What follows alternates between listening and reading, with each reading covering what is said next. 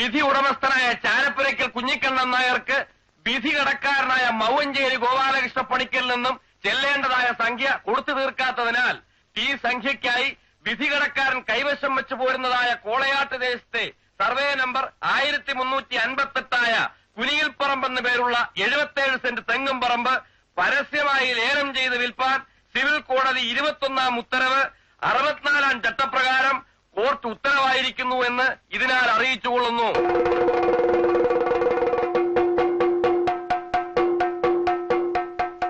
ആർഭാടം കാണിച്ച് ആളാവാൻ നോക്കിയ ഒടുവിൽ തന്നെയാ സ്ഥിതി. പെങ്ങന്മാരുടെ കല്യാണം നടത്തി കഷ്ടപ്പെട്ടു പോയല്ലോ പണിക്കര്. അത് തന്നെയാ ഞാനും പറയുന്നത്. നാട്ടുകാരെ മുഴുവൻ വിളിച്ച് സദ്യ കൊടുത്താലേ കല്യാണം ആവുള്ളൂ. പണമില്ലാത്തോടെ രജിസ്റ്റർ ഓഫീസില്ലേ? കല്യാണം പെണ്ണിനെ കെട്ടാൻ പോകണം ഇഷ്ടമുണ്ട്. പറഞ്ഞു മനസ്സിലാക്കി കൊടുക്കണം. ഇപ്പൊ എന്തായി? നല്ല കാശ്മീർ കണ്ടം പോലത്തെ 77 സെന്റ് സ്ഥലം വെള്ളത്തിലായില്ലേ? അതൊന്നും പറയാറായിട്ടില്ല. സിവിലും ക്രിമിനലും വക്കീലന്മാരെക്കാൾ അരച്ച് ഇറക്കി കുടിച്ചവരാ ഗോപാലകൃഷ്ണ പണിക്കര്. അങ്ങനെ ആരാ മോൻ? ഗോപാലകൃഷ്ണ പണിക്കരുടെ അടവൊന്നും കുഞ്ഞിക്കണ്ണൻ നായരുടെ അടുത്ത് നടക്കാൻ പോണില്ല.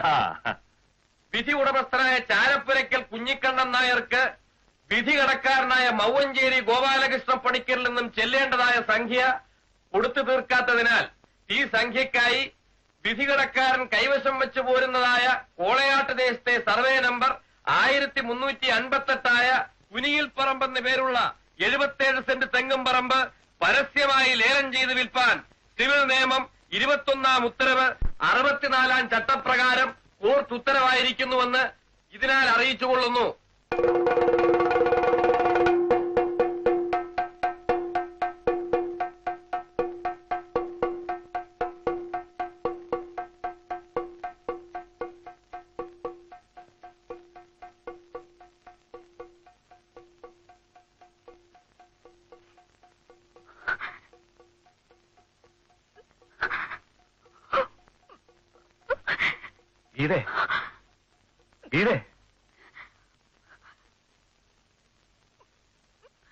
അല്ല, ആരേത്? എന്താ മോളെ, എന്തു നിനക്ക്? വിജയം വന്നില്ലേ? ഇവിടം വരെ എങ്ങനെ വന്നു എനിക്കും ദൈവത്തിന് മാത്രമേ അറിയൂ. വിജയിട്ട് നോക്കിയപ്പോ എന്റെ തല താണുപോയി. ആളുകൾ ചിരിക്കുക. ഇനി എങ്ങനെ വിജയന്റെ വീട്ടിലേക്ക് തിരിച്ചു പോകും? ഞാൻ പോണില്ല. അല്ലെങ്കിൽ തന്നെ സ്വർണം പോരെന്നും പറഞ്ഞ് നാത്തുമാരെന്നും കുത്തുവാക്ക് പറച്ചില്ല. അയ്യേ, കരയാതിരിക്കേ. അയലോക്കത്തൊക്കെ ആൾക്കാരുണ്ട്. ഓ, ഇതിൽ പരം ഇനി എന്ത് നാണക്കേട ഉണ്ടാവാനുള്ളത്? ചെണ്ടമുട്ടി പരസ്യമൊക്കെ കേട്ടിട്ടേ ഉള്ളൂ. ഇപ്പൊ നേരിട്ട് കണ്ടു. ഗോപാലകൃഷ്ണ പണിക്കരുടെ സ്ഥലം എന്ന് കേട്ടപ്പോ എന്റെ നെഞ്ചുരുകിപ്പോയി. എല്ലാം നമ്മുടെ വിധിയാണെന്ന് വിചാരിച്ചാ മതി മോളെ. ടൈപ്പ് കഴിഞ്ഞോ? ആ, വിജയേട്ടനെ എപ്പോ വന്നു? ഇപ്പൊ വന്നതേ ഉള്ളൂ. ഗീത ചേച്ചി ഇല്ലേ? അപ്പുറത്തുണ്ട്.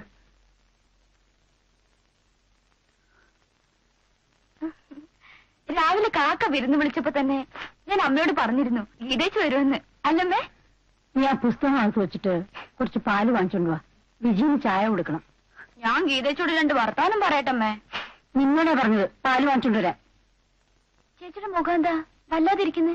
സന്തോഷിച്ച് ഉല്ലസിക്കാൻ ഇപ്പൊ ഇവിടെ എന്താ ഉള്ളത്? എല്ലാം കുളം തോണ്ടില്ലേ?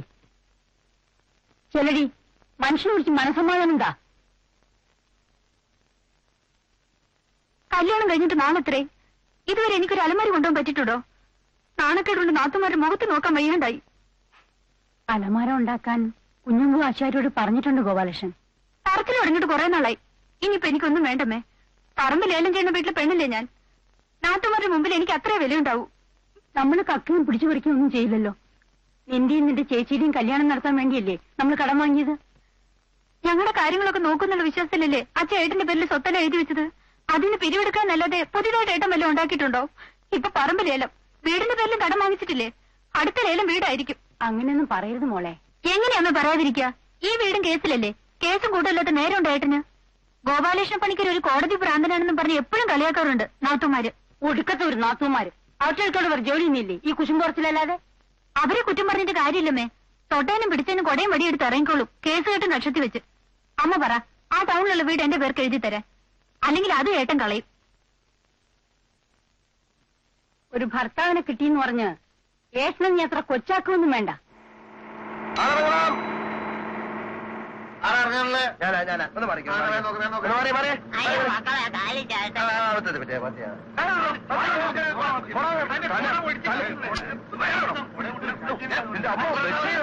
പ്രയാസം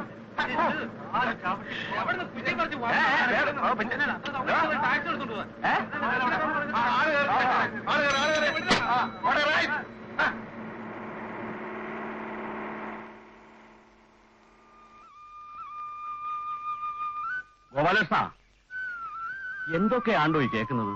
എന്തേ? അപ്പൊ ചെണ്ടകൊട്ടിലും പരസ്യപ്പെടുത്തലൊന്നും അറിഞ്ഞില്ലേ? കുട്ടിയോ? കുട്ടി നാട്ടിലാകെ നടന്നു കുട്ടി. കൊട്ടട്ടെ, അതിനെന്താ? കേസും കുണ്ടാവണ്ടിയൊക്കെ ധാരാളം ഉണ്ടാറുണ്ട്. പക്ഷെ ഈ മാതിരി കൊട്ടലും പാടലും ഒക്കെ ആദ്യമായിട്ടാ കാണുന്നത്. ആ, വിവരമുള്ള ഒരു കേസ് നടത്തിയ നാട്ടുകാർക്ക് അങ്ങനെ പുതിയ കലാപരിപാടികൾ കാണാൻ ഒക്കും. എന്റെ അനന്തേട്ടാ, ഇത് സിവിൽ പ്രൊസീജിയർ അനുസരിച്ചുള്ള കേസാണ്. ചെണ്ട കൊട്ടിയോണ്ട് മാത്രം ലേലം നടക്കണമെന്നില്ല. ഇനിയാണ് നമ്മുടെ ഇഞ്ചക്ഷന്റെ വരവ്. ഇഞ്ചക്ഷനാ? ഇഞ്ചക്ഷൻ എന്ന് പറഞ്ഞാൽ കുത്തിവെപ്പല്ല. ഒരു കണക്കിന് കുത്തിവെപ്പ് തന്നെ. Temporary injection, violation of injection. എന്താ ശിക്ഷ എന്നറിയാം? ആ, അറസ്റ്റും ലോക്കപ്പും. വിധിയുടെ മസ്തൻ ഇരുമ്പഴി എണ്ണും. നീ പറയണമെന്ന് എനിക്ക് മനസ്സിലാവണില്ല. മനസ്സിലാവില്ലല്ലോ, എന്റെ വക്കീലിന് മനസ്സിലായില്ല. തത്തെ പഠിപ്പിക്കും പോലെ പറഞ്ഞു കൊടുത്താലും എന്റെ വക്കീല് മൈശേറ്റിന് മുമ്പിലെത്തുമ്പോ കവാത്ത് മറക്കും. പിന്നെ ആകെയുള്ളൊരു ഗുണം, കാശ് അത്യാർത്ഥിയില്ല. അല്ല, ഒരു കണക്കിന് എന്നോട് ചോദിക്കാനും പറ്റില്ലെന്ന് എഴുതിക്കോളൂ. ഞാനുമായിട്ടുള്ള സമ്പർക്കം മൂലം ഇഷ്ടൻ സിവിലിലെ ചില ഹിക്മത്തുകളൊക്കെ വശത്താക്കി. അപ്പൊ ലേലം നടക്കില്ലേ ഗോപാലകൃഷ്ണ? ഒരു യുദ്ധമാകുമ്പോ അപ്പുറത്തും ഇപ്പുറത്തും ആൾനാശം ഉണ്ടാകുന്ന സാധാരണയാ. പിന്നെ ഇതൊരു ഭംഗിയുള്ള യുദ്ധം, അത്രേ ഞാനിപ്പോ പറയുന്നുള്ളൂ. കാണാം.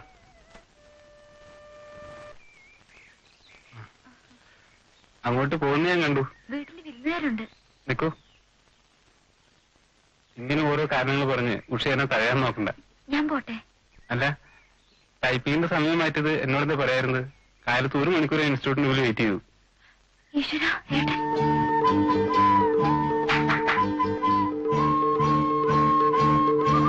അവളായിട്ട് നിനക്ക് എന്താ ഇടപാട്? ഒന്നുമില്ല, ഈ ടൈപ്പ് റൈറ്റിന്റെ കുറച്ച് നാളായിട്ട് നിന്നെ ഞാൻ ശ്രദ്ധിക്കുന്നു. മാനം മര്യാദയ്ക്ക് നടക്കുന്ന പിള്ളേരെ നീ ചീത്തയാക്കും. നോക്കി പേടിപ്പിക്കുന്ന എന്റെ പെണ്ണായിട്ട് ഞാൻ പ്രേമത്തെ തമ്മ കേസുണ്ടോ? കേസ് നിന്നെ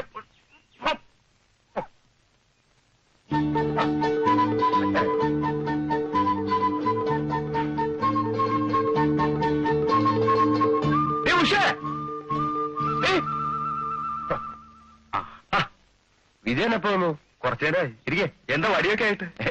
വടി അളിയും കോടതിയിലായിരിക്കും. അല്ല, ഞാനൊരു അടിയാധാരത്തിന്റെ പകർപ്പെടുക്കാൻ രജിസ്റ്റർ ഓഫീസിൽ പോയിരുന്നു. ഞാനത് നടത്ത് വെച്ചിട്ട് വരാം.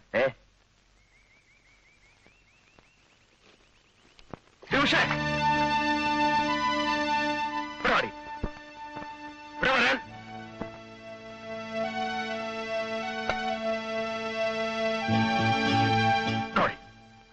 നിന്നെ ഇന്ന് ഞാൻ എന്താ ഗോപാലകൃഷ്ണ? അല്ല തന്നെ മനുഷ്യനൊരു നിൽക്കക്കളില്ലാതെ നിൽക്കുക. നിന്റെ തുണി ഒന്നിരിക്കും. വിജയനപ്പുറത്തുണ്ട്. നീ ഒന്നിനാടി അലവിലാതെ ചെറുക്കനോട് സംസാരിച്ചുകൊണ്ടിരുന്ന? ഞാൻ പാല് വാങ്ങിച്ചിട്ട് വരുമ്പോ ഞാനല്ല സംസാരിച്ചത്. ഞാൻ കണ്ടല്ലോ. നേരാണോടി? നിന്റെ തുള്ളി ഞാൻ വിളിച്ചോളി. ടൈപ്പിൾ ഞാൻ നിർത്തും. ഈ വീട്ടിൽ നിന്ന് പുറത്തിറങ്ങാൻ സമ്മതിക്കില്ല. 2 കല്യാണം നടത്തിയ ഈ വീട് ഈ സ്ഥിതിയിലായത്. നീ ആരെ വേണമില്ല അങ്ങ് പ്രേമിച്ചോ, എനിക്കൊരു പരാതിയില്ല. പക്ഷെ കാമുവിന്റെ കൂടെ അങ്ങ് ഒളിച്ചോടി പോകണം. സദ്യ നടത്തി സ്വർണ്ണാഭരണങ്ങളും പണിയിച്ചു കൊടുത്ത് ഇനി ഒരു കല്യാണം ഇപ്പോഴെങ്കിൽ ഈ വീട്ടിൽ നടത്താൻ പറ്റത്തില്ല. മനസ്സിലായോ? ഷോ, ഒന്ന് പതുക്കെ ഗോപാലകൃഷ്ണ. വിജയം കേക്കണ്ട.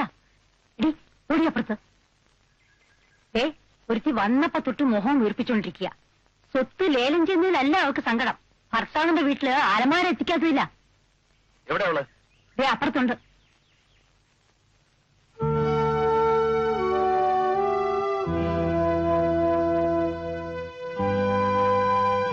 ഇത് ഭാര്യ ഭർത്തൃ ബന്ധത്തിൽ ഒരു അലമാരയ്ക്കുള്ള സ്ഥാനം എന്താണെന്ന് ഞാൻ മനസ്സിലാക്കി വരുന്നേ ഉള്ളൂ. നീ ഒട്ടും ബേജാറാകണ്ട. എന്ത് ബുദ്ധിമുട്ട് വന്നാലും അടുത്ത ആഴ്ച അലമാര ഞാൻ വീട്ടിലെത്തിച്ചേക്കാം. ഇരുമ്പൊലൊക്കെ വിഴിഞ്ഞവൻ ചുക്ക് കഷായം കുടിച്ചിട്ട് കാര്യമില്ലെന്ന് അച്ഛൻ എപ്പോഴും പറയാറുണ്ട്. അച്ഛൻ അങ്ങനെ പലതും പറഞ്ഞു കാണും. നീ ഇപ്പൊ ഇത് പറഞ്ഞതിന്റെ ഉദ്ദേശം എന്താ? പറമ്പ് ലേലത്തില്, വീട് കേസില്. പോയ മന അലമാര കൊണ്ട് തിരിച്ചു കിട്ടില്ലല്ലോ. ഇനി ടൗണിലെ വീട്ടിലേ ബാക്കിയുള്ളൂ. നിന്റെ ചേച്ചിക്ക് സ്ത്രീധനം കൊടുക്കാനാ പറമ്പിന്റെ പുറത്ത് കടം വാങ്ങിച്ചത്. ഈ വീട് പണയത്തിലാക്കിയത് നീയും. കാര്യമൊക്കെ ശരിയാ. കടം വാങ്ങിയപ്പോ എങ്ങനെ തിരിച്ചു കൊടുക്കുന്ന ഏട്ടൻ ഓർത്തില്ലേ? ഓർത്തു, ഒക്കെ ഓർത്തു. തേങ്ങാ കച്ചവടം തുടങ്ങിയതും പലചരക്ക് കട തുറന്നതൊക്കെ കടം വീട്ടാന്ന് കരുതി തന്നെയാ. പക്ഷെ പൊളിഞ്ഞുപോയി. ബിസിനസ്സിൽ അത് സാധാരണയാ. നീ ആ തെങ്ങ് കണ്ടോ? എനിക്ക് 8 വയസ്സുള്ളപ്പം അച്ഛൻ ബ്ലോക്ക് ഓഫീസിൽ നിന്ന് വാങ്ങിച്ചോണ്ട് വന്നതാ. ഇപ്പൊ 24 കൊല്ലമായി. അപ്പൊ എനിക്ക് എത്ര വയസ്സായെന്ന് മനസ്സിലായോ? നിങ്ങളുടെയൊക്കെ കല്യാണവും കഴിഞ്ഞു, കുടുംബമായി. എനിക്കിതുവരെ ഒരു കല്യാണം കഴിക്കാൻ പറ്റിയോ? ഇതൊക്കെ ആർക്ക് വേണ്ടിയിട്ടാ? ആർക്ക് വേണ്ടിയിട്ടെന്നാ ചോദിച്ചത്? അതൊന്നും എനിക്കറിയില്ലെന്ന് ഞാൻ പറഞ്ഞില്ലല്ലോ. ആ എങ്കിൽ അവിടെ മിണ്ടായിരുന്നോ? അപ്പൊ വീടും പറമ്പൊക്കെ വീടും പറമ്പൊക്കെ അങ്ങ് ജപ്തി ചെയ്തുകൊണ്ട് പോകും. ഷോ ദേ വിജയം പോവാൻ തിരക്കൂട്ടുന്നു. നീ വാ.